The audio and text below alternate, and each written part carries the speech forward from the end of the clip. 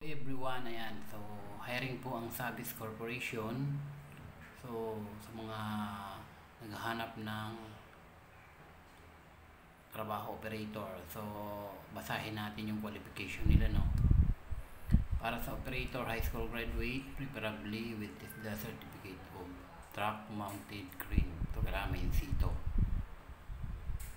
Professional driver license with restriction code 1238. So, kailangan may 8 ka. At least 1 year experience in truck mounted crane or boom truck operator. So, yun nakalagay, no? So, next nila na qualification is residing near. So, maraming mga lugar. Santa Rita, Giginto, Bulacan, Mamplasan, Binyan, Dolores, Mabalacat, Pampanga, Merville, Parañaque, or Taguig. So, kung malapit lang kayo dyan, so ayan, mas maganda. Siguro yun yung mga site nila. So, tanong nyo na lang pag tinawagan kayo. So, ang nakalagay sa baba for interested applicants, please send your resume to hrrecruitment@sabis.com.ph. So, ayun. Kung nababasa nyo yung email nila, so, kunin nyo na lang, then mag-send kayo ng resume. Pero kung medyo malabo, ilalagay natin sa comment section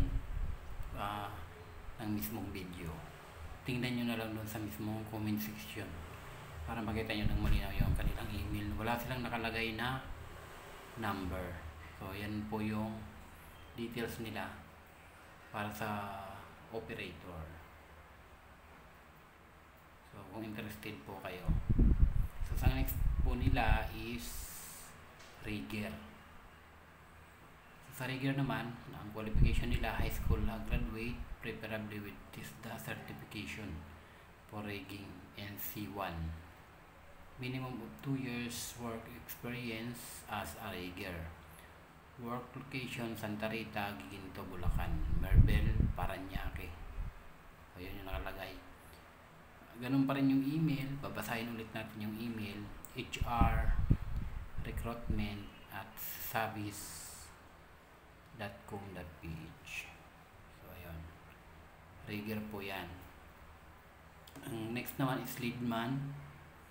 High school graduate, minimum of 3 years of experience as a team leader, preferably with LT or professional driver license with restriction code 1, 2, and 3, with experience in heavy equipment operation either as an operator or rigger. Work location, Merville, Parañaque, Dolores, Mabalacat, Pampanga, Santa Rita, Giginto, Bulacan. So, ayan. Ayan nakalagay na para sa leadman. So, ang next po is yung routine maintenance crew. High school graduate yung qualification nila, must have an experience in construction works, preferably with experience in maintenance, labor works, and housekeeping. Work location, Santa Rita, Giginto, Bulacan, Dolores, Mabalacat, Pampanga. So, yan. Ganun pa rin yung email nila. Tingnan nyo na lang. Ang last po is electromechanical technician at saka leadman. So, basahin natin yung electromechanical technician. Graduate of electromechanical technology or any related course. At least 2 years of working experience as electrician, multi-skilled technician. Having TISDA certification is an advantage with LT or professional driver license. Restriction code 2. Residing near Merville, Parañaque. So, ayan. Ang last po is leadman pa rin. So, ito naman, ibang site nito. At least high school graduate, minimum 2 years of experience as team leader. preferably with LTO or professional driver license. 1, 2, and 3, which is the certificates, is an advantage. With experience in heavy equipment operation, either as an operator or rigger, residing near Cordoba, Cebu. So sa Cebu po ito. So